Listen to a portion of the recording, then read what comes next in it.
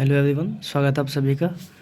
तो all India institute of medical science, जिसको हम एम्स बोलते हैं जनरली, तो न्यू दिल्ली एम्स ने रिक्रूटमेंट निकाला है बहुत सारी पोस्ट के लिए।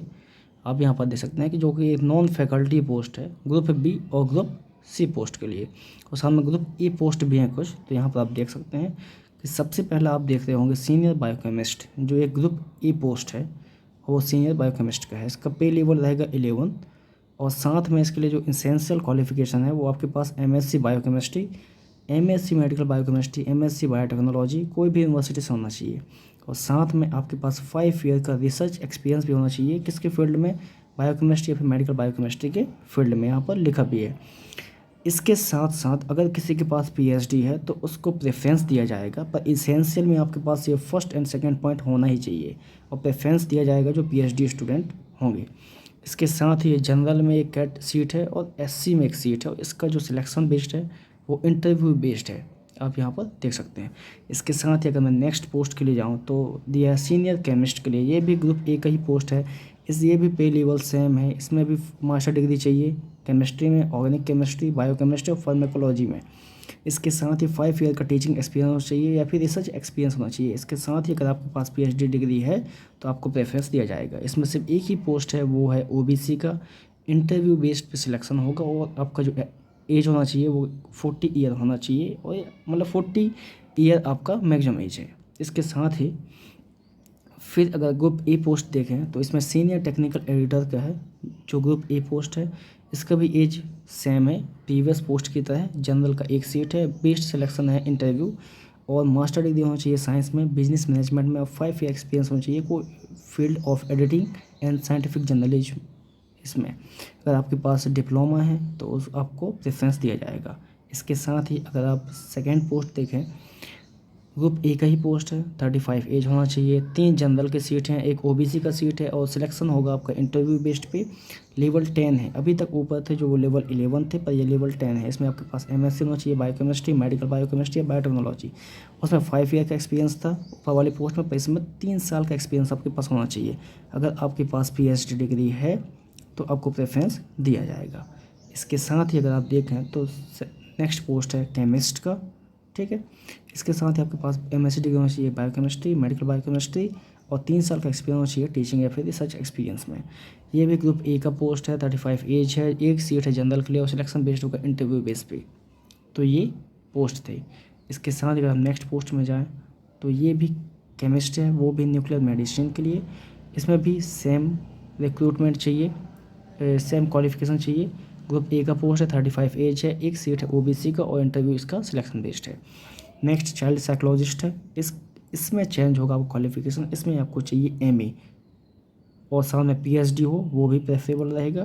ग्रुप ए का पोस्ट है, 35 एज होना चाहिए, 2 जनरल सीट है, और सिलेक्शन बेस्ड होगा आपका इंटरव्यू बेस्ड पे। इसके बाद आपका आता है क्लिनिकल साइकोलॉजिस्ट। इसमें आपके पास एमफिल होना चाहिए क्लिनिकल साइकोलॉजिस्ट में, या फिर साइकोलॉजी में मास्टर डिग्री होना चाहिए, या फिर एक्सपेरिमेंटल साइकोलॉजी होना चाहिए एक सब्जेक्ट, और साथ में पीएचडी डिग्री होना चाहिए। अगर ये नहीं है आपके पास, तो आपके पास पीएचडी डिग्री होना चाहिए। किसमें? क्लिनिकल साइकोलॉजिस्ट में। ये भी ग्रुप ए का पोस्ट है, 35 एज होना चाहिए। इसमें 4 सीट हैं, एक जनरल, ओबीसी और एक एससी और एक एसटी। इंटरव्यू बेस्ड पे सिलेक्शन होगा इसका। इसके साथ ही अगर आप देखें तो नेक्स्ट पोस्ट है जनरल ड्यूटी मेडिकल ऑफिसर। ये भी लेवल 10 का है। आपके पास फर्स्ट क्लास या सेकंड क्लास, या फिर इसमें दिया होगा आपके पास इंडियन ऑफ मेडिकल काउंसिल का आपके पास क्वालिफिकेशन होना चाहिए। एमबीबीएस हो सकता है, फिर एमडी हो सकता है, एमबीबीएस या फिर एमडी आपके पास होना चाहिए। इसमें ग्रुप ए का पोस्ट है, 30 एज होना चाहिए, 2 सीट हैं, एक जनरल का एक ओबीसी का। इंटरव्यू बेस पे सिलेक्शन होगा। फिर नेक्स्ट पोस्ट है आपके पास मेडिकल फिजिसिस्ट का। तो इसके लिए आपके पास पोस्ट डिग्री होना चाहिए फिजिक्स में, या फिर एमएससी होना चाहिए डिप्लोमा, वो भी रेडियोलॉजिस्ट में, मेडिकल फिजिक्स में, और इंटर्नशिप होना चाहिए 12 मंथ का इसी फील्ड में। अगर ये नहीं है आपके पास तो इसके साथ ही नेक्स्ट क्वालिफिकेशन भी यहाँ पर दिया हुआ है, आप यहाँ पर देख सकते हैं। ये भी ग्रुप ए का ही पोस्ट है, 35 एज होना चाहिए, एक जनरल का सीट है, और इंटरव्यू बेस्ड पे आपका सिलेक्शन होगा। इसके साथ ही अगर आप नेक्स्ट पोस्ट में जाएँ तो आप देख सकते हैं कि ये एक ऑफिशियल नोटिफिकेशन है जो एम्स ने इसको रिलीज किया है बहुत सारे पोस्ट के regarding, group A B C post के रिगार्डिंग, वो भी नॉन फैकल्टी पोस्ट है। तो ये बताता है कि ये एक ऑफिशियल नोटिफिकेशन है। इसके साथ ही अगर आप नेक्स्ट पोस्ट में जाएँ तो है ये भी एक ग्रुप ए का पोस्ट है, वेलफेयर ऑफिसर का है। मास्टर डिग्री होना चाहिए आपके पास सोशल वर्क या फिर लेबर वेलफेयर पे या फिर इंडस्ट्रियल रिलेशन में। इसके साथ ही आपके पास 3 साल का एक्सपीरियंस होना चाहिए, वो भी वेलफेयर एक्टिविटीज़ में। और आपके पास एक डिजायरेबल या फिर कैपेसिटी होना चाहिए मेडिकल और पब्लिक हेल्थ सर्विस की उसको डील करने के लिए। 30 एज होना चाहिए। एक सीट है जनरल के लिए, इंटरव्यू बेस्ड पे आपका सिलेक्शन होगा। इसके साथ ही अगर आप देखें तो नेक्स्ट पोस्ट है पब्लिक हेल्थ नर्स। अब आता है ग्रुप बी पोस्ट, ये 35 होना चाहिए। एक एसटी का है और सीबीटी इंटरव्यू नहीं होगा, सिर्फ कंप्यूटर बेस्ड टेस्ट होगा, आपका सिलेक्शन हो जाएगा। तो ग्रुप ई पोस्ट जो है वो इंटरव्यू बेस्ड पे है, पर जो ग्रुप बी पोस्ट है वो क्या है, सीबीटी बेस्ड पे। इसके साथ ही अगर आप देखें तो आपको पब्लिक हेल्थ नर्स के लिए बीएससी नर्सिंग होना चाहिए आपके पास। अगर बीएससी नर्सिंग नहीं है तो या फिर सीनियर नर्सिंग मिडवाइफरी सर्टिफिकेट होना चाहिए, और साथ ही डिप्लोमा होना चाहिए पब्लिक हेल्थ नर्सिंग में। अगर डिग्री नहीं है तो, और एक्सपीरियंस भी होना चाहिए एटलीस्ट 1 ईयर। ये लेवल 8 का पोस्ट है, ठीक है। इसके साथ ही अगर आप नेक्स्ट में जाएँ तो एड्स एजुकेटर कम काउंसलर होना के लिए पोस्ट है। ग्रुप बी का पोस्ट है, 30 एज होना चाहिए। एक जनरल सीट है और सीबीटी बेस का सिलेक्शन मोड है। इसमें भी बीएससी नर्सिंग होना चाहिए, एक्सपीरियंस होना चाहिए आपके पास काउंसलिंग में। इसके साथ ही अगर आप देखें तो नेक्स्ट पोस्ट है पीरियाडिक कोऑर्डिनेटर का।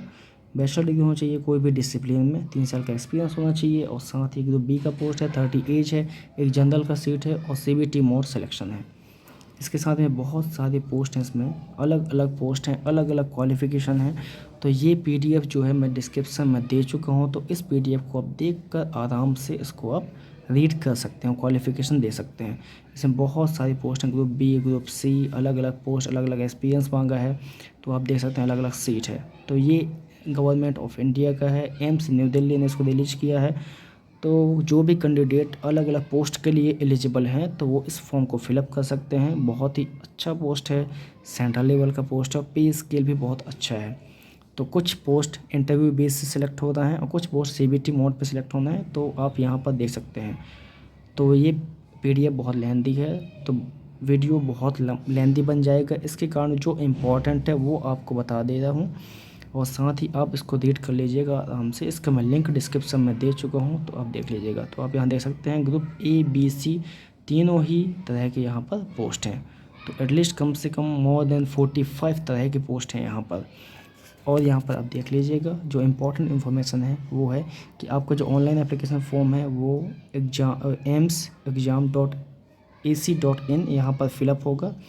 24 अप्रैल से स्टार्ट है, 13 मई तक इसका फॉर्म चलेगा, वो भी 5 बजे शाम तक। ये है। इसके साथ ही अगर आप देखें कि जो कुछ पोस्ट में क्या क्वालिफ़िकेशन है, एक्सपीरियंस है, ये लास्ट डेट ऑफ एप्लीकेशन के पहले आपका कंप्लीट होना चाहिए। यहाँ पर है कि जो एप्लीकेशन लास्ट डेट है मतलब 13 मई 5 बजे शाम के पहले आपका क्वालिफ़िकेशन 100% कंप्लीट होना चाहिए। इसके साथ ही आप देख सकते हैं कि यहाँ पर कौन कौन सा चीज़ को रिक्वायरमेंट होगी फॉर्म के भरते वक्त, तो आप यहाँ पर देख सकते हैं।